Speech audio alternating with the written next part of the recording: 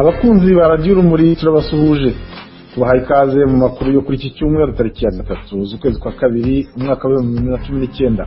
Dore ingingo z'ingenzi ziyagize. Impunzi z'Abanyarwanda zikomeje kwitwa muri Repubulika Iharanira Demokarasi ya Kongo. General Kayumba Nyamwasa yagize icyo avuga ku biganiro na leta y'u Rwanda ndetse n'ingabo zivuga ko zaba zigizwe n'abayoboke b'amashyaka yibumbiye muri P5. Tubafitiye n'amakuru avugwa handi uri kumwe na François Xavier Nzabamwita ndi muri France.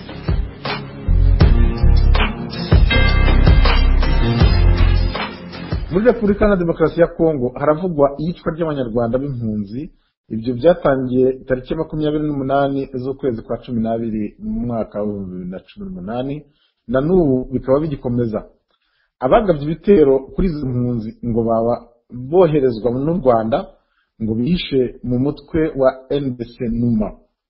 Ikigamijwe ngo ni ukuburizamo ibarurwa ry'impunzi ryakorwaga n'umuryango w'abibumbye hagamijwe kwemezwa ko nta mpunzi z'Abanyarwanda zikiba muri Kongo. Mugenzi wacu Jean Claude Murindahabi yashoboye kuvugana n'umwe mu mpunzi warokotse ubwo bwicanyi amubuhamya bw'uko byagenze. Bane ku itariki ya 28 z'ukwezi kwa 12 z'umwaka ushize, ubwo icyo gikorwa cyakoreshejwe n'umukoroneri wo mu ngabo za Kongo witwa Kabundi. Ubwo mu matariki ya 25 na 23 yaje akoresha inama hitwa Ikarembe, ni muri teritwari ya Warikare ariko ifatanye ku ahizabana na teritwari ya Rutshuru. Noneho bakoze inama y'iminsi ine ayikorana n'umutwe witwaje intwaro witwa MDC Nduma uyoborwa n'uwo bita Gido. Noneho abaha ikintu cyitwa intwaro, ariko abaha intwaro ziremereye. Uyu mukoroneri nyine Kabundi akaba umuntu abaye muri za M23, aba muri CNDP, aba mu ngabo za guverinoma, ndetse n'abantu bagiye bakoreshwa na Kigali ni nabo bakorera urebye. Noneho kugira ngo kigirwe guverinoma ya Kongo. Mwabimenye gute uko bakorera Kigali? Turabizi cyane. Hari n'abavuye Kigali babuze gukoresha izo ntwaro zikomakomeye zikoreshwa n'abantu benshi, cyangwa intwaro ziremereye bita za mitrailleuses cyangwa za Mortier. Izo ntwaro zikoreshwa n'abantu benshi kuko abamayimayi nta nizo banagiraga, nta n'abatekinisiye zo kuzikoresha. Ni ibintu tuzi, kandi hari n'abari banarimo bavuga urw'ikinyarwanda twari tunaziranye bashoboye kuduha amakuru bo muri za Nyatura, nabo bafashe bashyiramo ku rwego rw'amafaranga babahaye. Abakongomani barabizi n'ibikoresho, imodoka y'ipapuro ngo za Karembe ndetse n'itwa za Gashuga. Izo nama zabaye twabikurikiranaga benshi bavuga ururimi rw'ikinyarwanda. Ubwo bamaze gufata ibyo bikoresho, iyo nama amaze iminsi ine ku itariki 28 batera aho bita Notabite ya Harama nayo muri Rutshuru aho ngaho. Ubwo bukeye igitero bahica impunzi nkeya, barakomeza bagera ahitwa hasi y'Ifaringa hari impunzi nyinshi cyane, aho ndabona mutefara y'utuye muri shoferi ya Bwito niho bishe izindi mpunzi cyane. Ubwo barabatageze Ifaringa. Noneho itariki ya 30 ayo matariki bishe impunzi ndafite amatariki rwose kuko nari nzirimo. Nyanda bazaje ku itariki 28 kuri 29 na 30 birakomeza aho n'ahantu hagiye hatandukanye, kuko ngo ariko igice cyose cyo muri Rutshuru habanje kwiharama. Ubwo ni mu birometero nka 15 by'Ifaringa, bakomeza Rubande mu birometero nka 5 by'Ifaringa, barakomeza ngo badazagarukira Ifaringa mu birometero nka 2. Ubwo no kunshi ya gatatu kutakana utotwagezo za Faringa baranatwika baranasahura, ariko hose mvuze imbere ko amatariki yose hari impunzi zazitiye hasi ngo za Faringa mu gitoya cya Kongomani babanaga nazo. Buriya n'abakongomani bavuga ururimi rw'ikinyarwanda benshi babihombeyemo, nabo bahiciye nyine babavangavanga n'izo mpunzi z'Abanyarwanda. Tubwire ubwo ibyo bikorwa by'ubwicanyi n'ubusahuzi n'ubundi bugizi bwa nabi ababikoraga ni bande? Byakorwaga n'umutwe wa MDC Nduma, ariko harimo aba bantu nyine Kigali yashyizemo byo turabizi bavuga n'ikinyarwanda, hari n'abo bicaga bakababwira mu kinyarwanda. Ibyo babikoze ngo byitwa MDC Nduma kugira ngo bizitirwe ko ari uwo mutwe wabikoze, ko kuzagaragara ko harimo Abanyarwanda ndetse n'ubuyobozi bwa Kongo, abasirikare bamwe na bamwe ba Kongo bafitemo uruhare bari babirimo, abahoze cyane cyane bakora umutwe wa M23. Watubwira ibice byatewe, ibice byishwemo impunzi z'abanyarwanda. muri Rucuro ngiye kwabaha, muri Rucuro babishe ahitwa Kwiharama, Nyarubande bahica abandi, abo mbonye niza lokalitizwa notabite mubwira nizarinda n'uretse nyine n'ahabitsa ahandi ho impunzi nyinshi cyane ahitwa za Kananira na ni muri Ntuza muri noro ya Masisi. Muranyumva? Yego ndakumva. Iyo uvuga yuko bahisha abantu benshi, iyo abantu bagereranyije bavuga yuko ari nk'abangahe bamaze kwicwa. Uravye mu buzima bwo kwishwa kwa n'abashuragiye ku gihugu twaruze bene mu mashyamba, ndakubwira amenye bamwe n'amisi n'abandi mpuza municipality namwibashe ababwira ko ari ifite igoma hariya kwa kwitebe cyane za Gatembe ngo mvuye uko byagiye bikurikirana. Ndako amaze gupfuza cyane ubu ntabwo ngo umubare n'uyu ariko ibumbi birenda mu cyure n'indi bimaze gupfa. Umuryango utegamiye kuri leta Rifrodor wagize ikivuga kuri ubwo bwicanyi. Bwana Theobald Rutihunza ukuriye akaba atuye Lyon muri France aramagana ubwo bwicanyi kuri mikro ya mugenzi wacu muri Ndahabi Jean Claude. Ihohoterwa ry'impunzi yo muri Kongo byaramenyekanye muri iyi minsi, aba impunzi zatangiye gutaka uko zirukanka zitotezwa. Icyo dukora rero ngubu aho tumariye gutohoza amakuru yose neza, natwe dutangiye kuzihururiza kugira ngo zitabarwe, kuko kugeza ubu ngubu usanga imiryango yose itazitayeho. Kariya karere turimo karanzwemo nyine n'umutekano muke ukurwa cyane cyane n'igihugu kimwe cyane cy'igituranyi cy'u Rwanda. Igihugu cyacu cyakomeje rero kwibasira ibindi bihugu bituranye ku buryo amahirwe yose yo kuzana amahoro mu kariya karere aburiramo.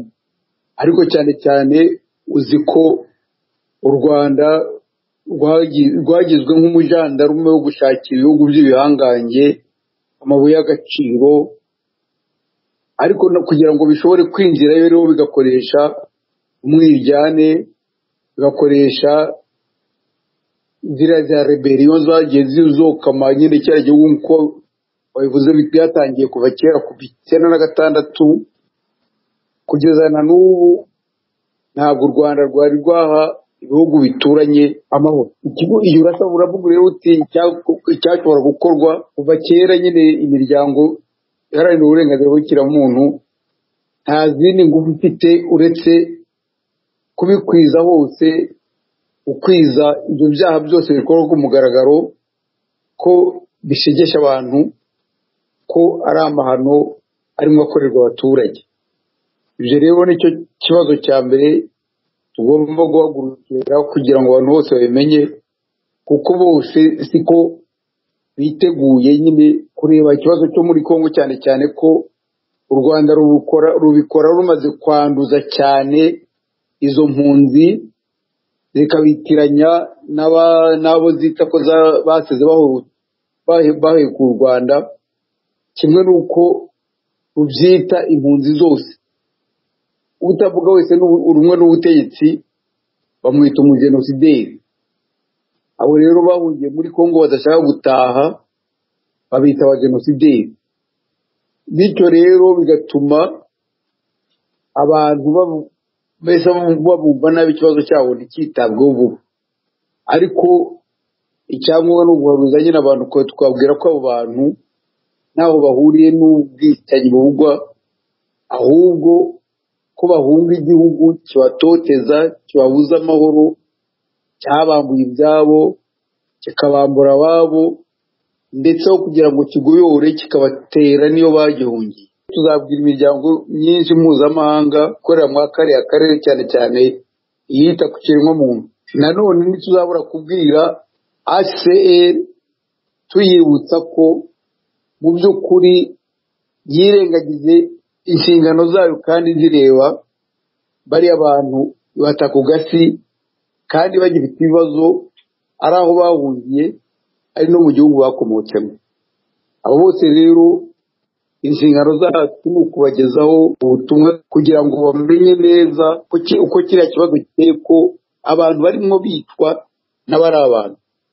Ndetse nabwiye iyo miryango ko bakomeje kumva ijwi risiza kunyura Kigali, umuco wo kumva abamere nabi bagakomeza kumva gusa aho rukomeye, aho batsinze, abandi bakabirengagiza. Icyo gihe rero nibwo buryo buvamo ko guhakana uburenganzira bwo gukiramuntu buriho bikabongamira isi yose. Urasaba rero imiryango yose ko yafatanya na Iprodoru gushishikariza gufasha izo mpunzi, abafasha bagatanga ubufasha, ari ubw'imyambaro, ari ubw'ibiribwa, ari ubw'amacumbi, dore ko benshi basizweho iheruheru.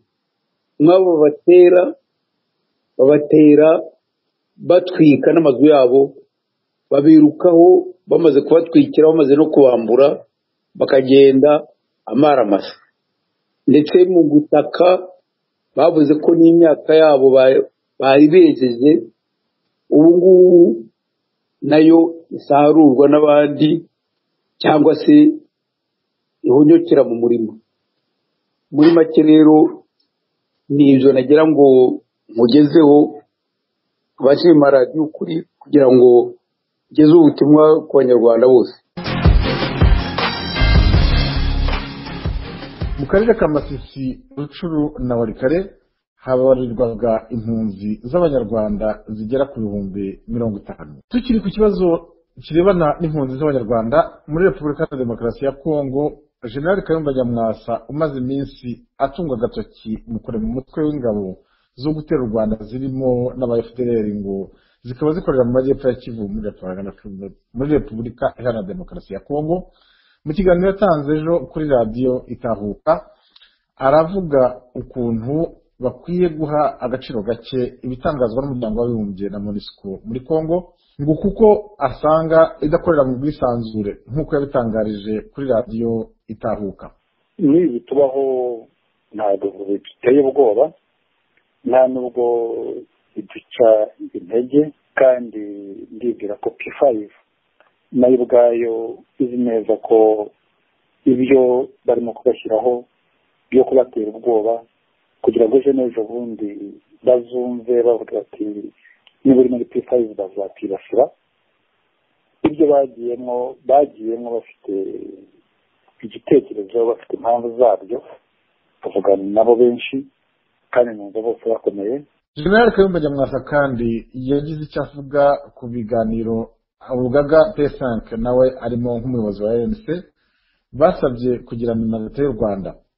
P5 yatanze urwandiko yerekana morale aho ihagaze kuri ibibazo.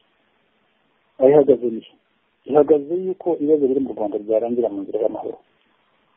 Icyanashimishije rero ni uko bo aho kugira ngo bakore ibyo ngibyo, bo barimo kuzana inzandiko zigomba gufunga abo ngabo, zinasaba ko ngo baba boherereza.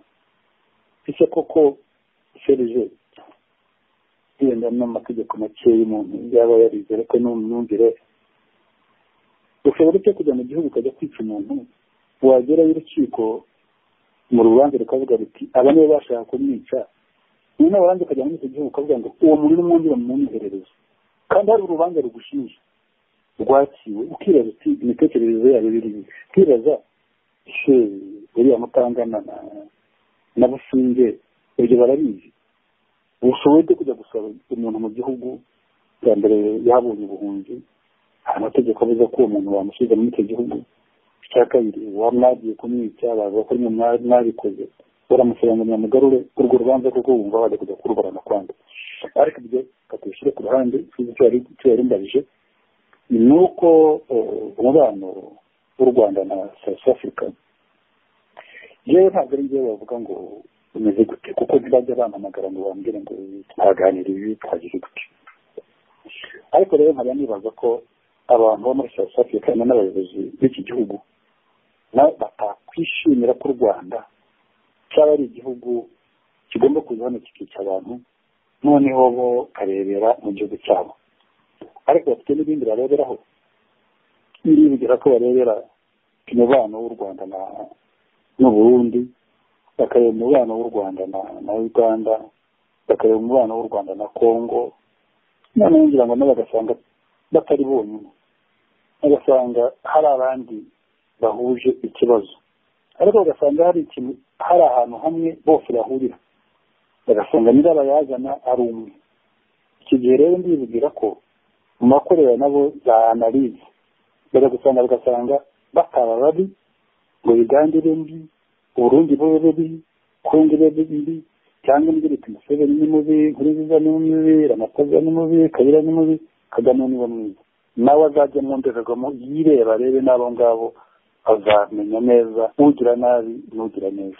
General Kayumba Nyamwasa ukuriye ishyaka RNC yishimira intambwe zatewe n'inkiko za Afurika y'Epfo mu gukora iperereza ku rubanza rw'abishe Colonel Patrick Karegeya, akaba atewe impungenge ariko n'umutekano w'abashinjwa. Umucamanza yarondoye amazina, ubu bakaba bari mu Rwanda kuko bashobora kurigiswa mu rwego rwo gusibanganya ibimenyetso. Kuba baravuze ariya mazina bigaragaza nuko nyine nubwo habayemo ibintu bitagenze neza mu iperereza, ariko nibura hari ibyakozwe leta y'u Rwanda idafite kuzahakana, kuko izo pasiporo koko ni iz'u Rwanda, amafoto yabo arahari.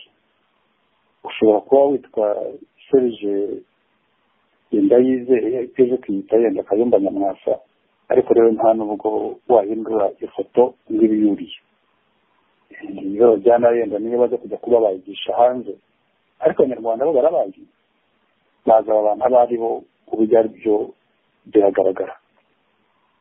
Icyo rero kumva ko bazavuga bati aba bantu ntabwo bazi, aribo babahaye passport z'icyo gihugu zisinywaho, zasinywe na Director General wa Immigration, ni ukuvuga ko icyo gihe ahubwo leta y'u Rwanda izavuga se ko aba bantu bahaye izo passport zabo ni bande.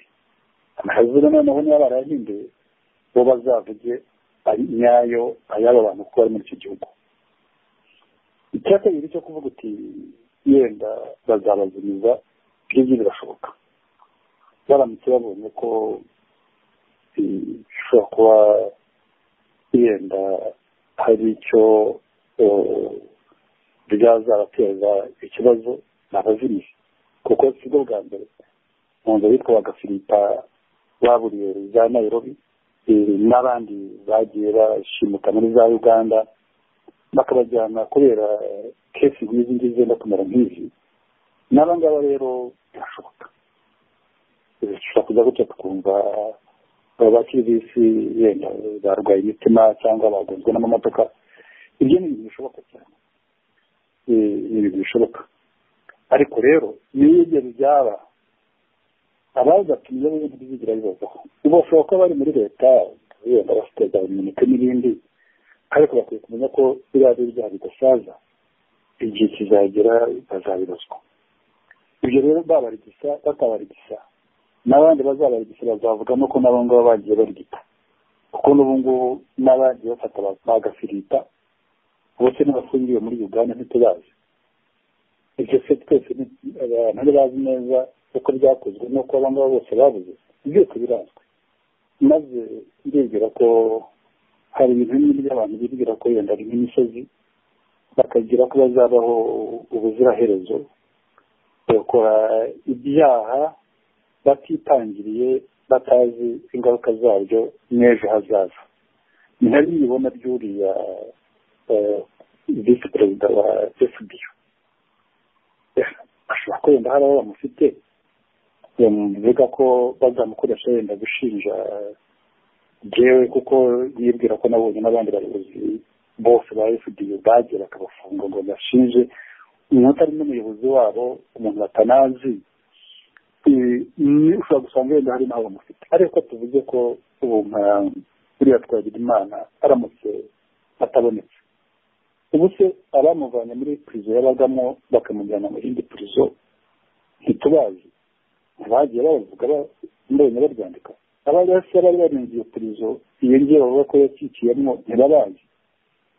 Rero ndabivuze kugira ngo n'Abanyarwanda banyumva bamwe gukora ibyo no kubakoresha bamenye neza ko ejo n'ejo bundi uwo bumva babikorera mu izina ryabo, uwo nguwo bazaba kuzagenda akagenda yigaramiye yenda akajya kuba muri yenda nka za Morocco aho yagiye ahisha amafaranga cyangwa muri United Arab Emirates aho yagiye ahisha amafaranga abo ngabo ejo bakazabaza ikintu cy'icyo ndigira ko n'ubu agafaranga aho yagomba kuba ari ndibaza ko ubwoko yishe Patrick yenda bashobora kuba baramuhaye iyo business bari nayo ntashobora no kuyimwaka ntabwo se tuzi abantu bagiye bakoreshwa hariya za business barangiza bakabakenesha nabo bamukenesha kimwe n'uko bamurigisa ubwo rero nagiye kwizinda mu magambo cya mbere kugira ngo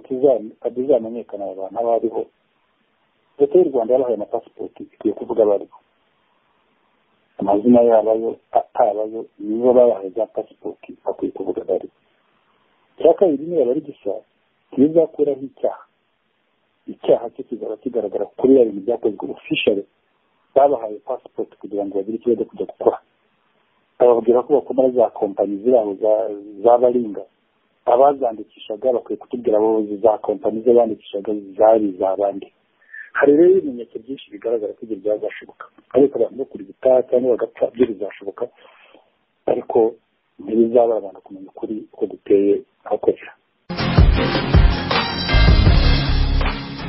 mu makuru avugwa ahandi ukwezi kurashize muri Repubulika ya Demokarasi ya Kongo habaye amatora. Martin Fayulu wari uyoboye urugaga Lamuka rwa opposition na n'ubu ntaremera ibyavuye mu matora nubwo yemeza ko nta kibazo cyihariye afitanye na perezida watowe Felix Tshisekedi. Martin Fayulu arahamagarira abayoboke b'amashyaka ya opposition kudakura mu ruge. Yavuze ko ibyabaye ari kudeta yakorewe amatora ya demokarasi. Ibyo bivugiye muri iki gitondo imbere y'imbaga nyamwinshi i Kinshasa. Arashinja perezida Kabila ko ari we washyizeho Tshisekedi ngo mu gihe we avuga ko yatsinze amatora kandi ari we perezida wemewe. Nubwo asaba abayoboke be kudateza umutekano muke, aremeza ko azitabaza inzego zose zibishinzwe kugira ngo ibyavuye mu matora ya perezida mushya bitemerwa. Hagati aho ariko za ambasade hafi ya zose ziri Kinshasa zemeza ko ibyavuye mu matora byakwemerwa ndetse ko perezida Tshisekedi yakwemerwa nka perezida. Kuva ejo tariki ya 2 z'ukwezi kwa 2 mu mwaka wa 2019 Abu Dhabi muri Emirate Arabes Unis bari mu byishimo byo kwakira Papa François. Urwo ruzinduko rugamije kunoza umubano hagati ya Kiliziya Gatolika n'andi madini. Nibwo bwa mbere umukuru wa Kiliziya Gatolika agera mu bihugu by'Abarabu, akarere kiganjemo abayisilamu. Muri urwo ruzinduko Papa azabonana n'abayobozi b'amadini anyuranye, asure katedrale ya Abu Dhabi ndetse anahasomera misa. Papa François kandi ategerejwe muri Maroc ku tariki 30 Werurwe uyu mwaka. Izo nzinduko zose ngo zikaba ziri mu rwego rwo gutambamira ikwirakwizwa ry'ibitekerezo by'intagondwa z'Abayisilamu no gutuma habaho ibiganiro bitaziguye hagati y'abakirisitu n'Abayisilamu. Bakunzi baradira muri ayo niyo makuru twabateguriye, mukomeze kunogerwa na programu zanyu kuri radio Urumuri.